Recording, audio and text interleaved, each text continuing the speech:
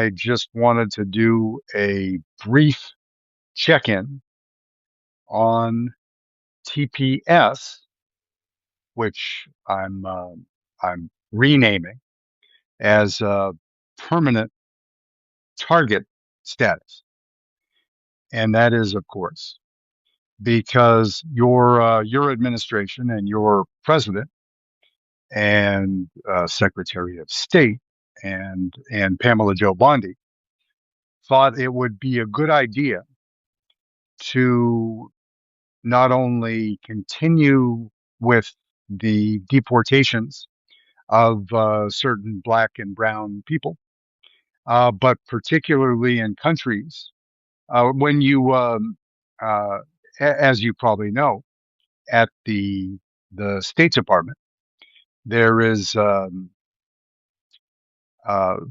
they categorize countries as far as travel safety, whether it's advisable to travel to particular countries. And I think that the number of countries on that list right now is somewhere just south of 20. But not surprisingly, would have been ironically if it wasn't for the Trump administration. But the countries that they are reinstituting, where they have decided to eliminate or severely curtail TPS, temporary protective status, are um, are some of the countries that are rated 4 on that list, which is the most severe warning, the do not travel warning. So our country is saying out of different sides of their mouth, excuse me, that we wouldn't advise anybody travel there, but we're going to deport you there in any case. Makes sense in the upside down world of DJT? If it does to you, I'd love to hear your point of view. Venezuela. Um, you might have heard that we just abducted the president or arrested or he was there and now he's here. So however we want to characterize the the uh, the travel planning for one Nicholas Tricky Nick Maduro and his wife, there was uh, there was a decision made without consulting Nick that he was coming to the U.S. to live in a prison for a while. And when we did that, we did a little bit of damage to their early warning system, their radar, their AAA, but left the country largely intact. Other than that, save for the approximately 170, we'll call it 200 people that were killed in order to carry out the travel planning for Nick Maduro. We killed approximately, I'm rounding it off just because I don't have an exact, nobody has an exact number. But from what I read from your government, which always tells the truth, and what I hear from people when I talk to people that happen to be in Venezuela, it's 100 Venezuelans and 100 Cubans were killed in this operation, approximately. That means that there are still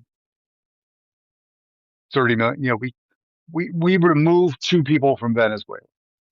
Did that make it a less dangerous place for people to be by removing 2 out of 30 million? I'm not doing math on a Sunday, but that's a very small percentage. 2 out of 39.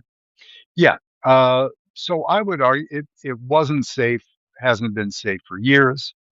I haven't had the pleasure of returning there for a very long time. And you might have gathered, I'm a freaking gringo, right? When even native born Venezuelans are in some cases hesitant to return there because there is a risk of kidnapping, you know, the Sequestro Express, right? Which used colloquially, right? It used to be decades ago. That was sort of it was one step less sinister than it is now, where the branding of the Sequestro Express was they they want to grab you,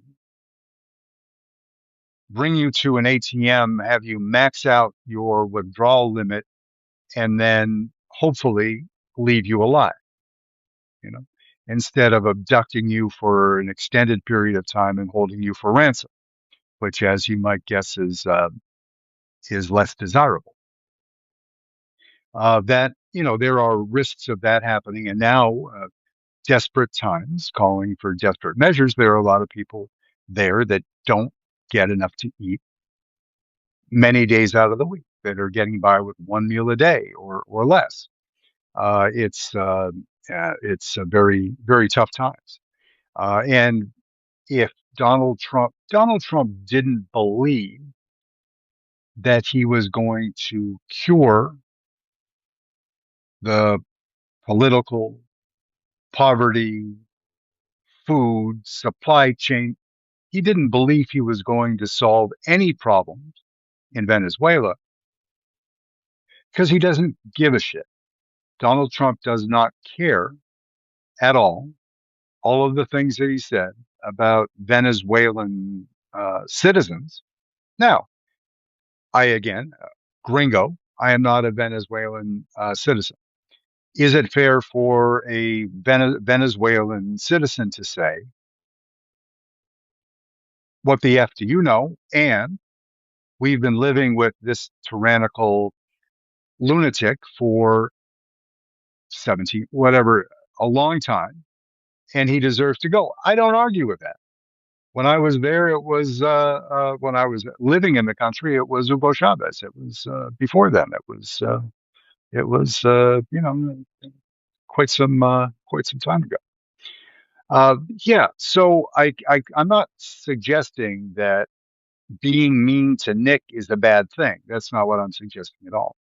I just know because because I read stuff, because I've been living with this particular the component parts of this particular U.S. government in various forms. I've been living with them, it seems like all my life now, but it hasn't been that long.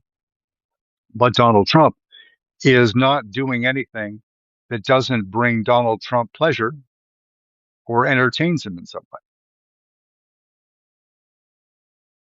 I would argue that when he has learned, and Marco Rubio has learned, that the difficulties involved in extracting more oil from the earth in Venezuela with broken infrastructure. I just realized that I Bluetooth, so I'm going to just go with it because I'm going to hope it's working well. If I try to shut it off now, then I'll do something stupid or worse. Um, that Donald Trump realizes that the grand scheme to capture billions or trillions, which he likes to say, of dollars in oil, China's oil from Venezuela, maybe it's lost its luster. It's not as fun as it was watching the Green Berets do something that's out of a Tom Clancy movie that he remembers from 25 years ago. And he's like, well, he's mentally checked out and moved on. Right? So, but the Venezuelans had TP, a temporary protective status, because of the desperate times in the country and that people were subject to violence and starvation and political persecution. Now, political persecution in the United States is something has risen to a level that it hasn't been in, I don't know, 250 odd years. And I'm not speaking for people of color that deal with it on the regular and more profoundly in the last century. So Venezuela, TPS, it was revoked And then there were some little caveats that said, well, if you applied for the status eight last year in a 60-day window, then you can stay till November, December of this year. It's revoked for many Venezuelans right now. And as is the case with many of the countries that Donald Trump revoked the TPS from, there is, unsurprisingly, ongoing litigation from various human rights groups in court saying this is ridiculous. TPS was designed in, I guess that was in the 90, 80, 90. That would have been, I think it was enacted during Bush the Elder. That's George Herbert Walker Bush, the verified American hero who fought valiantly in the Second World War, was the head of the CIA, was everything that a real man or woman would want to be. Was a an American that actually loved his country and didn't wear red polyester hats or any of that silliness. And his son, while a better painter, obviously in Iraq, had showed some flaws. But George the elder actually cared about humans as a Republican, which is just remarkable to think about now. Because even those that are in the Congress are doing absolutely nothing to help their own citizens. Forget about poor and desperate people around the world. Forget about the TPS. That they're our Congress, our Senate, led by you know who, John Thune, the the most handsome coward in U.S. government or otherwise, is doing nothing. Mikey Mike Johnson, we already know he does nothing. And generally, Republicans are hiding under their desks because they're afraid of Donald J. Trump, the reality TV. I was going to say star, the reality TV host. They're afraid of him. So that's your Republican Party. A couple other countries that are of interest, and the citizens are at risk if TPS is eliminated. Myanmar, the former Burma, they are to say that civil war is has been uh, more the norm over the past few decades would be an understatement. It's a desperately dangerous place with militias and the government forces that took over from Aung San Suu Kyi, who's still under either, alternatively, either under house arrest or in a prison cell, because that story changes depending on who's reporting it. And I'm not there. I know that she's a great woman. She's a hero to her countrymen and women. Excuse me.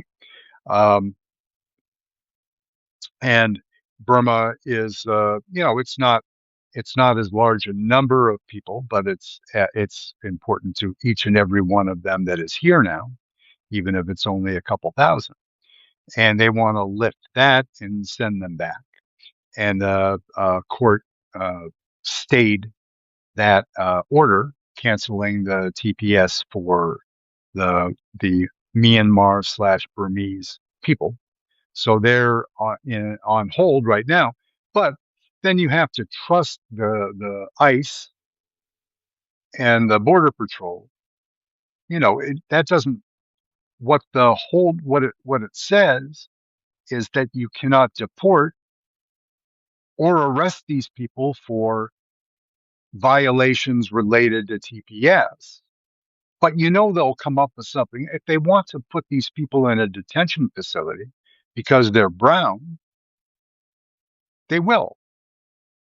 because by the time they get them processed and locked up, and the ACLU goes in again and seeks immediate release of the detained Burmese. These things take time, and then Trump will somehow get a final order.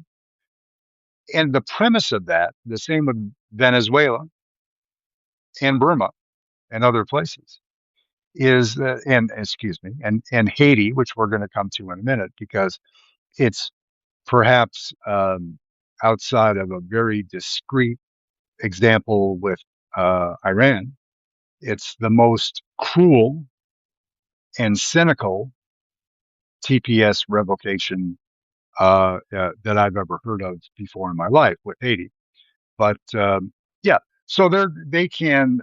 Trump will go back for his Pamela Joe Bondi will march back into court repeatedly and say the the only justification that they need from Marco Rubio in order to revoke TPS is that conditions on the ground are no longer dangerous for uh, to deport. Excuse me, to be in country is no longer a dangerous endeavor, right? And but this is not Congress in normal times. If determinations were made that are as ludicrous as the Trump administration is making with Venezuela, Myanmar, Haiti, and other places, then a Congress that wasn't supine, laying down naked in the corner crying, all of them holding each other, right? Then they would stand up and say, this person is my constituent, even though he's not a U.S. citizen, she's not a U.S. citizen. They were granted TPS for a reason, for a good reason, because they risk being killed if they're sent back home. That has not changed. And that has not changed in any of the instances we're going to talk about today. You know, Trump doesn't care because what does it get him? It gets him statistics, and that's all. Right? Filling quotas. Trump is filling quotas and counting that as a success, regardless of the fact that the people that are being sent back to their home country, in this case, they're not sending Burmese people to Uganda or to El Salvador or any place like that. This is legitimately, returning to their home country. But things are so desperate and violent in these places now. There are people, many with red hats, that may say, "We're not the world's policemen. We uh, we killed USAID. So if we're not going to feed them at home, why should we feed them here? They're not our problem." And there are a lot of people that say that in public, like human beings that pretend to go to church and worship say that, which is remarkable.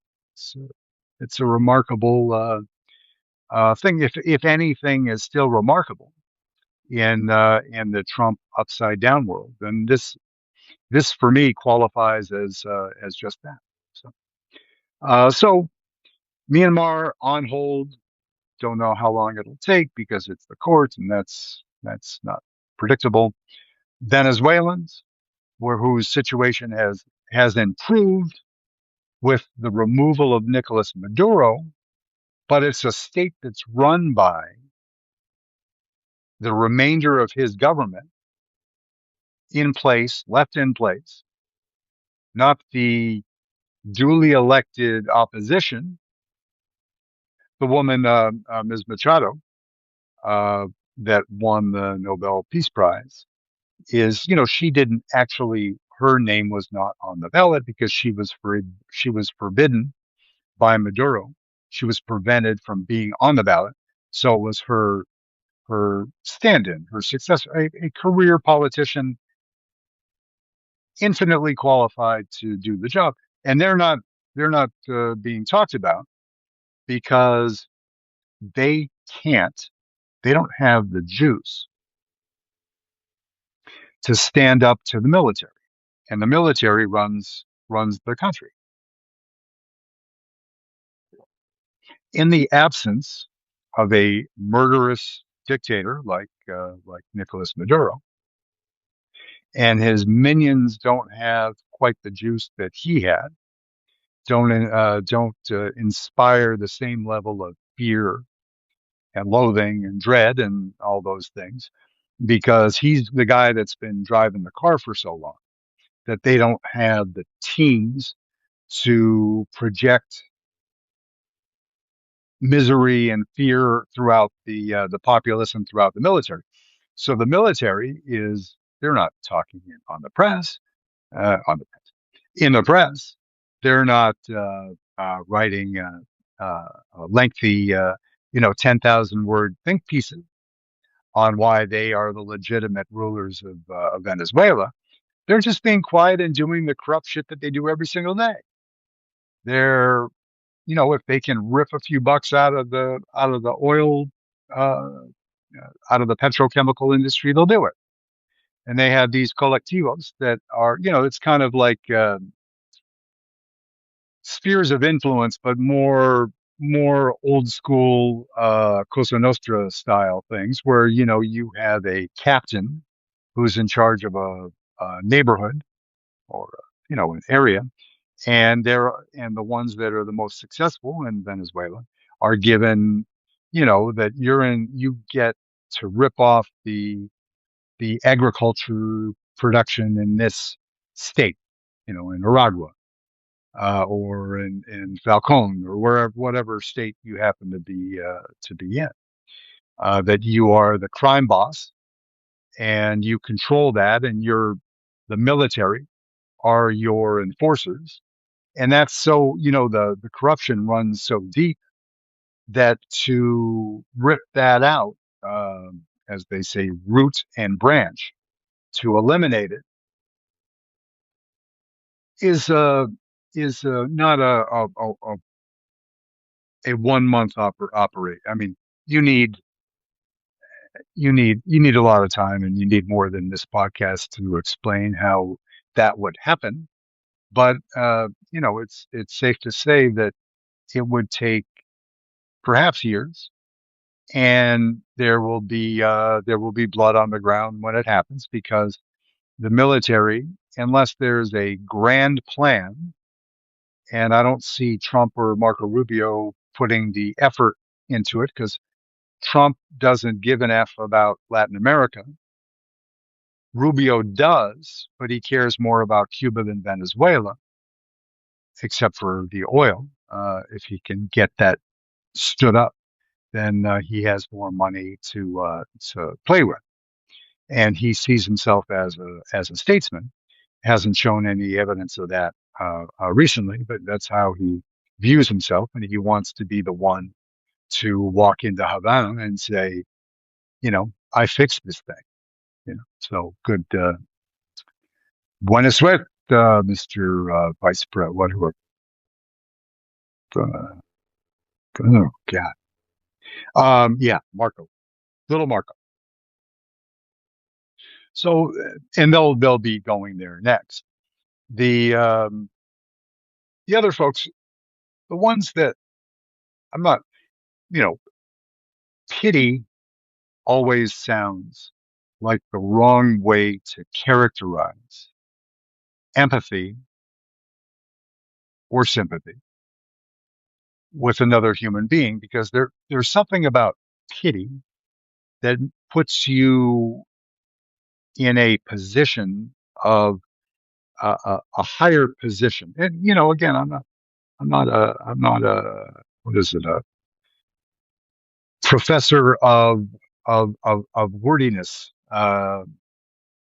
etymologist. It's either the word doctor or the bug doctor. What I'm trying to say is this, that to say pity, it, it to me evokes a sense of status.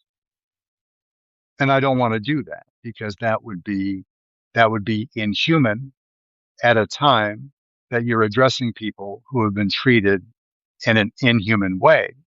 And you wouldn't want to perpetuate that sort of behavior. You want to treat them as equals, all children under whatever God you're a fan of this week. You can change them. It doesn't have to be one God, any God you want or none. Great. You need to be taken care of. You need to be kept from harm, and you need to be fed and clothed and housed, right? The the US and France and Canada and every other country in the entire universe has failed Haiti more desperately and more profoundly than almost any other country. Sudan, there are other countries in other times that are candidates for that unfortunate distinction of who has been the most poorly treated by the U.S. Now, in this moment, there are many countries that are being treated badly, including our former ally Ukraine, uh, untold numbers of African countries, uh, our European allies, different sort of thing because they're eating and the people in Haiti are not. And Haiti is being run by gangs, right?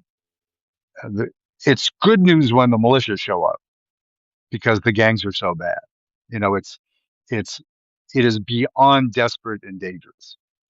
And what is going to the by law, by edict of the Trump administration, but that that serves as law for right now until we make an improvement at the top, is that in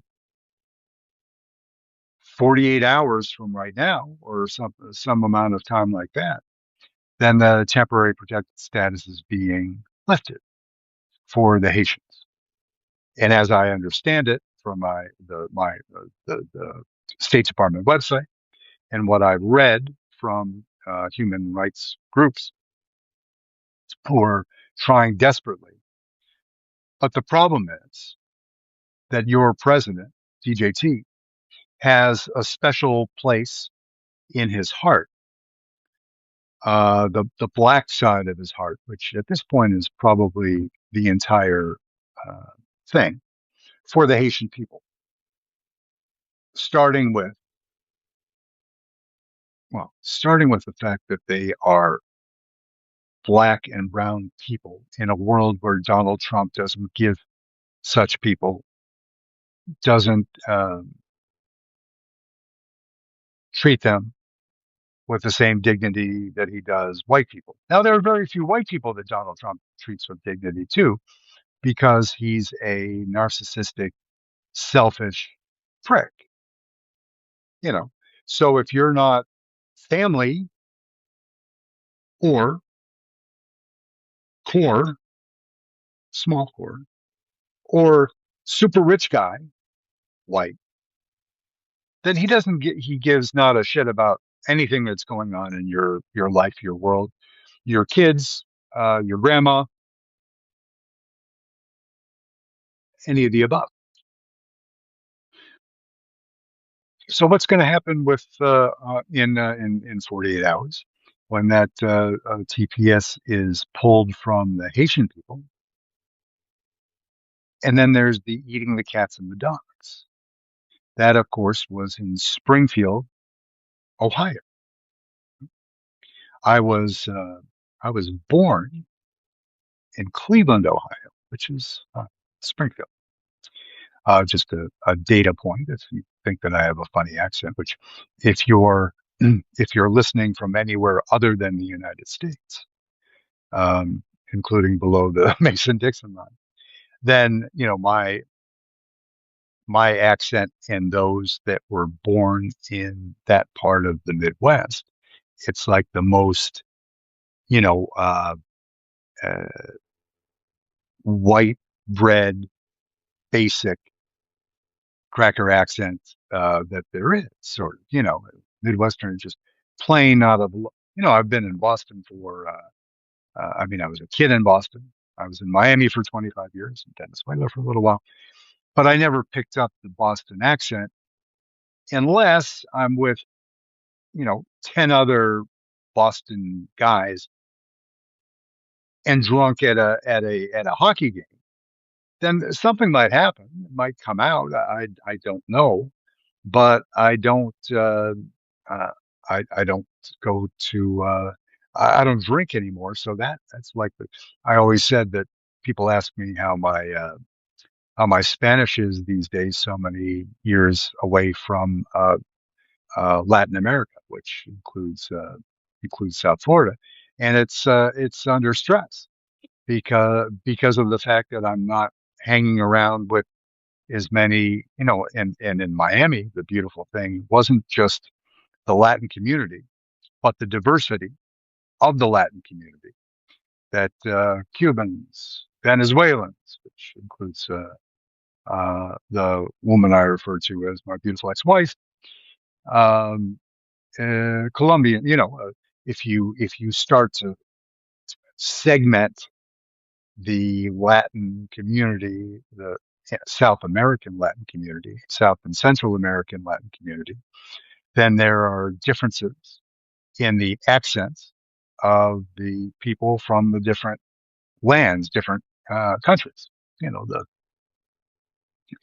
The beautiful Argentinian people who speak Spanish as if an Italian is holding a gun to their head and saying that I want you to make your Spanish sound like you're singing a little bit in Italian. I'm joking a little bit, but only just. I think that universally, uh, Colombian, if you are a well, bien educado, with a Colombian person from Bogota who has a good level of education, then it's probably the most beautiful Spanish in South or Central America. People in Spain also will sound a little bit different with the, you're not going to Ibiza, you're going to Ibiza.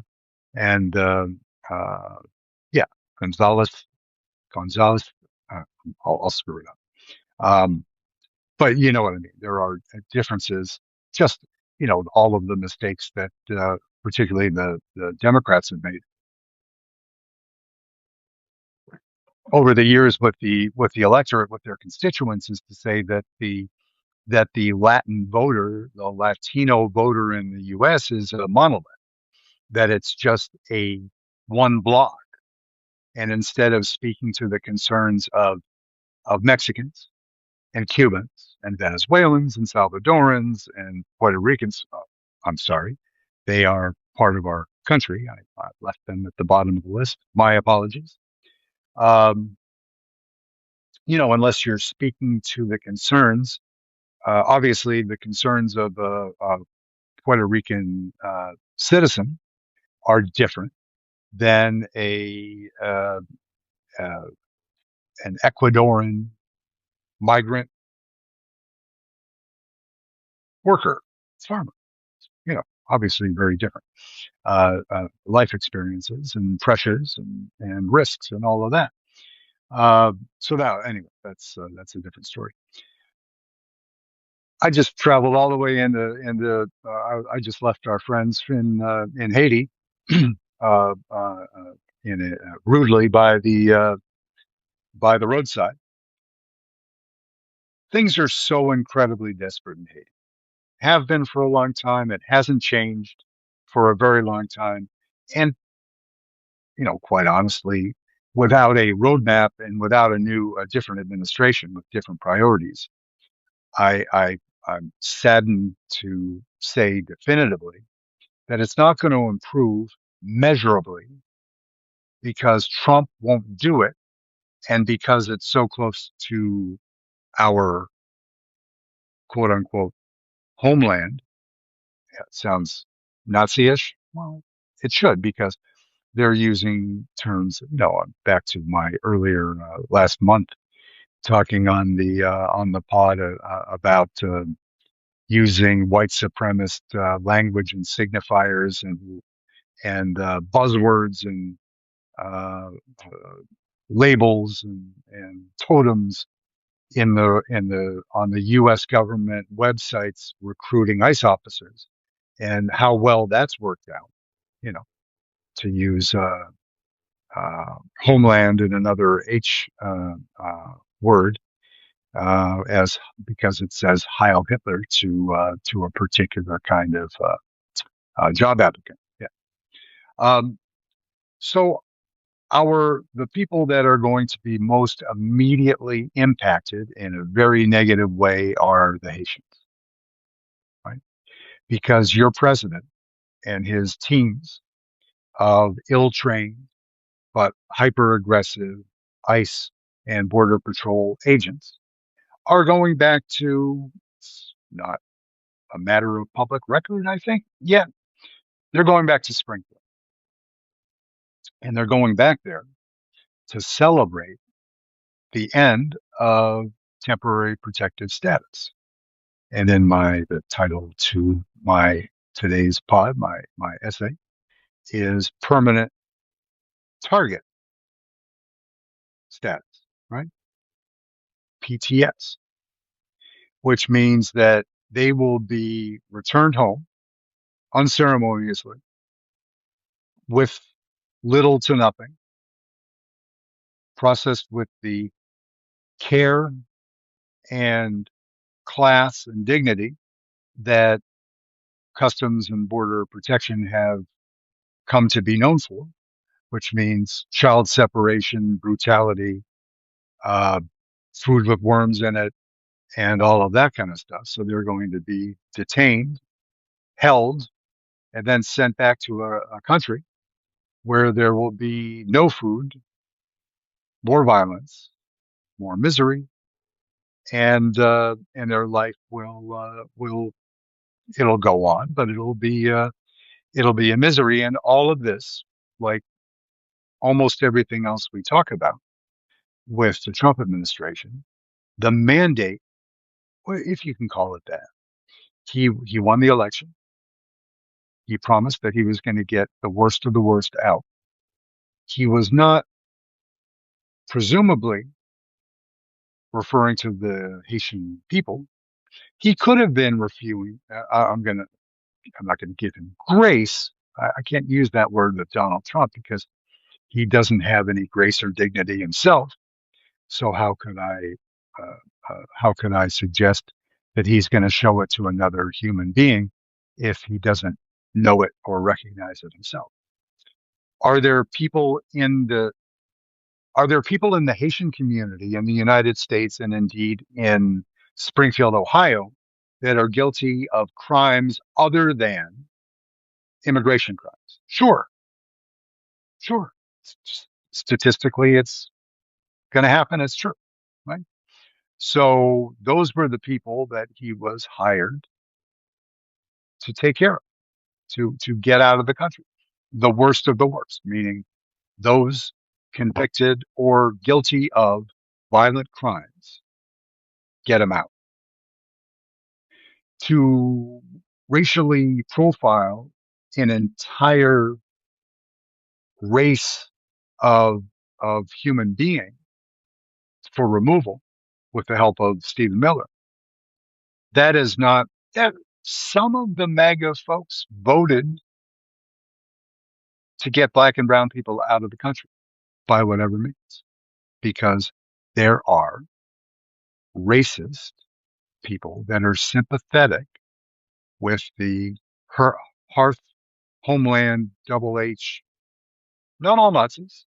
They're not, Nazi is a word that you don't want to overuse, but we didn't decide, you know, Trump decided that by doing, as Jules would have said in Pulp Fiction, by doing Nazi shit, right?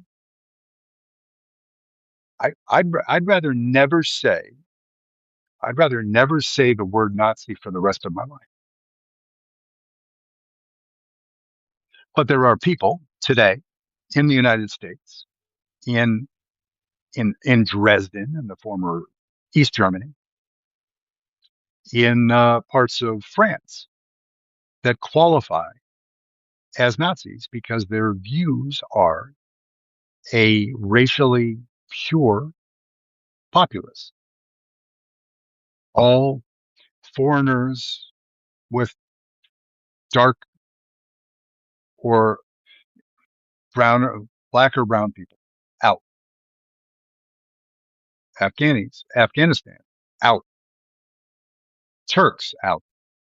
That's, you think that's a trick, identifying the Turkish population. I don't know what percentage it is in the United States, but it's relatively small compared to other populations that we're familiar with.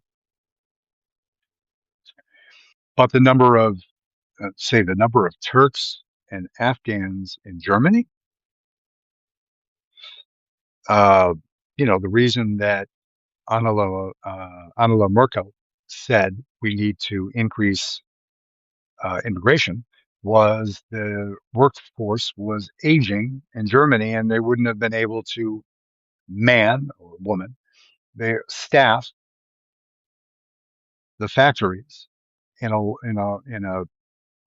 economy that relies on that sort of mechanized production. Now, of course, the world is changing over time. The needs for that sort of specialized labor, particularly as China is now and will continue to eat Germany's lunch in the car in the automotive sector, which is just really amazing to think of because that is Germany, right? But that's going to be an issue. But as always, my mind travels to other continents when I'm supposed to be talking about our good friends in Haiti. I've been to Haiti, I think 3 times. The only time I was in real Haiti was in the capital, but that was 30 plus years. I mean, I think when I was there, maybe it was Jean Bertrand Aristide, the president, the former priest president. So I'm not going to be able to pick that year. I'll mess it up. I don't know if it was, there was the Duvalier, the father, and the baby doc, and then there was uh, Skip Place, Jean Bertrand Aristide, and then there were just a number of other people, and it's always fractured and violent and just a horrible mess.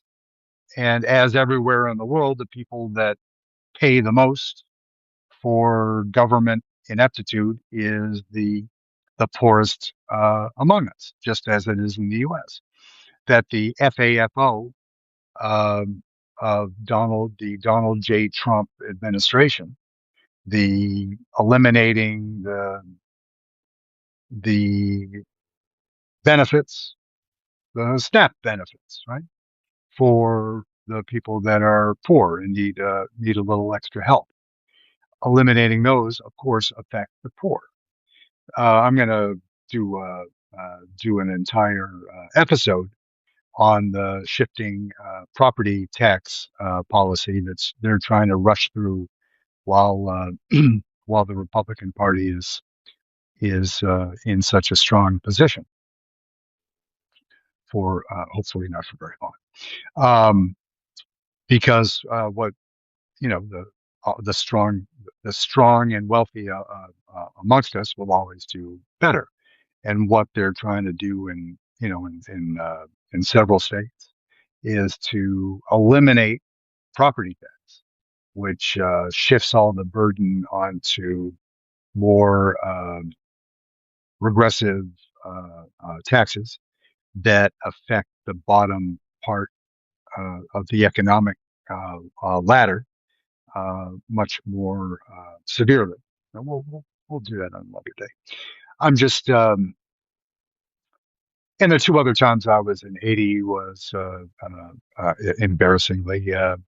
I went to uh, maybe Royal Caribbean Haiti, a stop on a cruise, which you're not, you're meeting beautiful people because they're from Haiti and they're a beautiful people and they're working just, doing a job for a major employer on the island. But you don't get a deep sense of what it is in Port-au-Prince or in St. Mark or, or in the real country, how desperate it is. And it's, and I talk to people, frequently that are in the Dominican Republic. And as you know, they share the island of, Hispaniola and the stories of the government policies of the Dominican Republic to keep the Haitians from coming across the border because they're having enough trouble. There's so many Venezuelans, refugees essentially, that move to the DR to find work for their families because of the desperate times. And we're sending people back to Venezuela where they can't even take care of the people that had to run from the country to survive. But that's Donald Trump. And yeah, so that's I'm going to mention one other item that is not TPS related. It's two dudes, two guys, right? And two Persians, Iranian men. Right? They're a couple. They were picked up and held in a detention facility down in Texas. I think they were in the Dilley facility and they were moved to Phoenix or vice versa. Anyway, in that area, right? Just an added asterisk on why you don't elect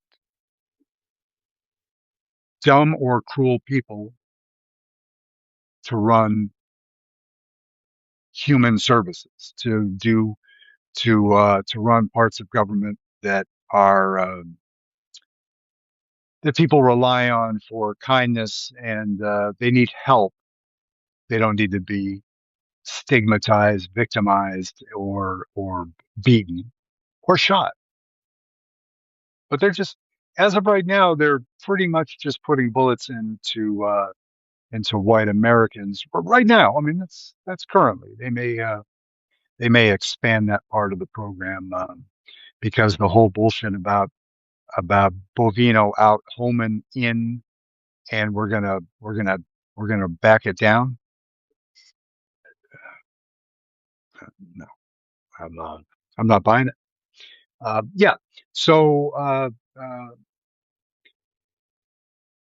20 seconds on back to Springfield, Ohio. So ICE is gonna be there to celebrate the end of TPS, and we're at the place where Donald Trump and his JD Vance, his boy, did the whole eating the cats and dogs thing. They're going back there to sweep up all of the Haitians they can find because they won't be protected any longer unless somebody can get into court and get a judge. Ohio's very conservative. Can they find a judge that can they forum shop and get a judge that is sympathetic to the plight of the Haitian people? Remains to be seen. I mean, it could have happened. since the time that I sat down to talk to you, it could have happened. These things happen on the weekends now because it's 24/7 because due to the fact that the Trump administration is keeping the pressure ratcheted up all day, every day, and trying to make things break. But so these people that suffered the indignity of being called pet eaters, carnivores of non-traditional protein source, whatever you would, that horrible thing that they did in the election, and repeated and perpetuated and memed it. And their supporters, the MAGA supporters, were repeating it in the checkout lines of shopping places. But if somebody working in the store in in some other city or state was black and maybe could have been Haitian, they would be repeating cats and dogs kind of talk and jokes and things because the inhumanity that comes from the top. Don't think of Donald Trump as the top because he is not like a full-fledged human being, but from the president of the United States, if he len- gives legitimacy to what is essentially evil behavior to say things like that to other humans, right? To dehumanize other humans. That makes you a very bad person. Yeah, so they're going to be. You'll see that on your screens, on your feeds, and on your newspaper if you do one of them things. I'm jealous. I've been able to read one of those for 20 years. Um, and finally, two Persian gentlemen who were, legitimately had overstayed their welcome. There isn't TPS for Persians unless there's some private arrangement, but it's not part of the State Department's program. So these two gentlemen, they're a couple. They are two gay men. If you are a gay man or woman in Iran, you are subject to arrest, prosecution, persecution, and even death for who you love. No joke. It's a theocracy. It's the mullahs, which kind of sounds like you're a silly Southern senator saying mullah. It sounds, but it's the same uh, Ayatollah Khomeini who was 1979, the hostages and the embassy in Tehran, and there's only been two, right? So Khomeini, and now we have Khomeini, Khomeini, right? Who is the current guy, and he's 84, 5, 6, and reportedly in declining health, which everybody at that age is in some sort of declining health, including your illustrious president. It's just a matter of declining at what rate. And so the Trump administration, as they're sending or sent already the Abraham Lincoln Carrier Battle Group to the Persian Gulf region, the aircraft carrier is currently in the where is it? It's in the Arabian Gulf, and they are standing by trying to figure out whether they, with the cooperation, suggestion, cheerleading, or otherwise of Israel, are going to damage uh, or try to decapitate the Iranian regime. But the Trump administration, not missing an opportunity to be cruel, are sending these two gentlemen back to their homeland. They're deporting them to Iran at a time when the U.S. is either pretending, either preparing to bomb it or ratcheting up the stress and pressure so much that it's going to make the Republican Guard more trigger happy than they already are. And you're sending these two gentlemen back who were previously detained there in their home country for being in a relationship that is not approved by the regime, meaning they're in a homosexual relationship. So you could essentially be sending them back to their death again, like everything that Trump does. It's a choice. Did you have to reinforce the border? Absolutely. You did that months ago. Ships in the Caribbean? No. Ships in the Arabian Gulf? No. Shooting Americans in the head on the street for protesting? Fuck no. Times two, right? And all of the little, because of the lack of transparency, the abuses, alligator,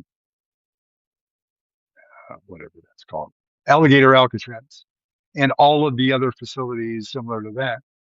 What's the death count in all of the facilities controlled by ICE or Border Protection or Bureau of Prisons or whomever?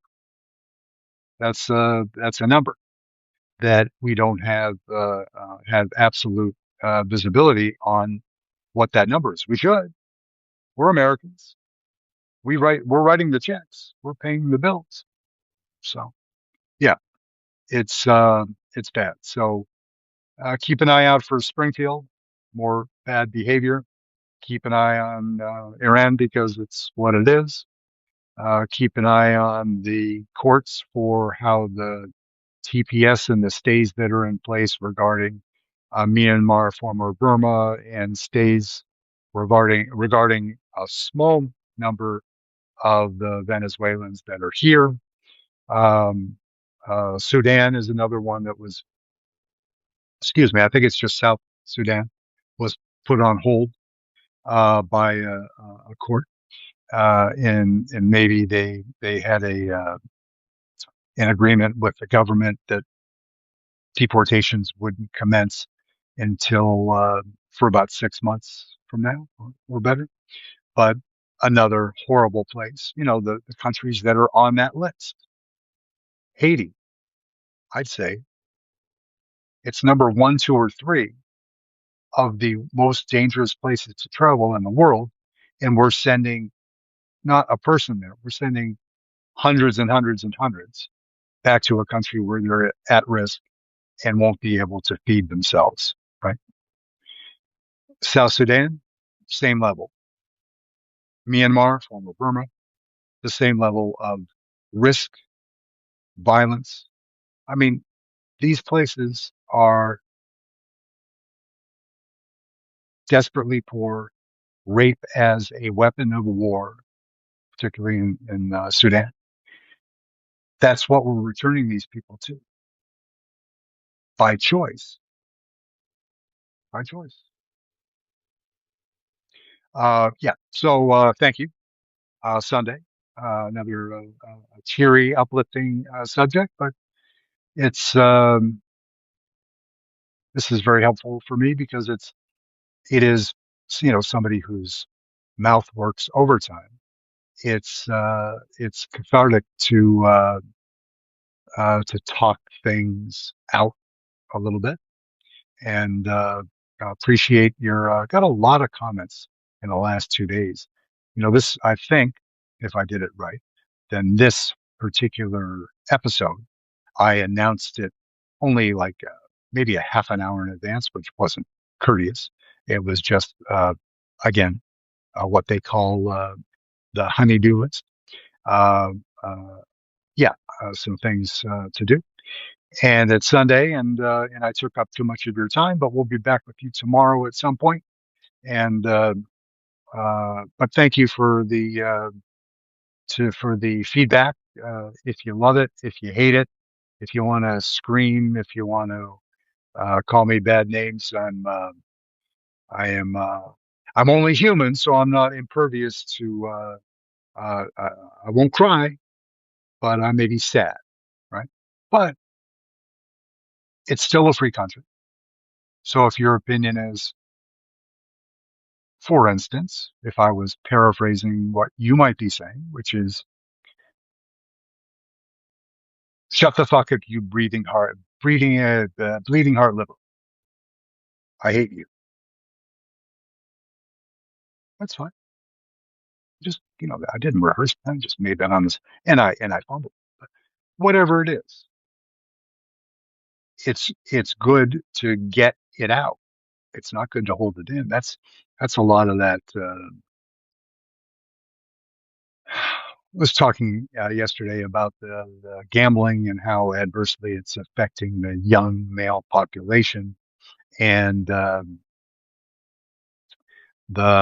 groypers, the MAGA era parent folks, Nick Fuentes and friends.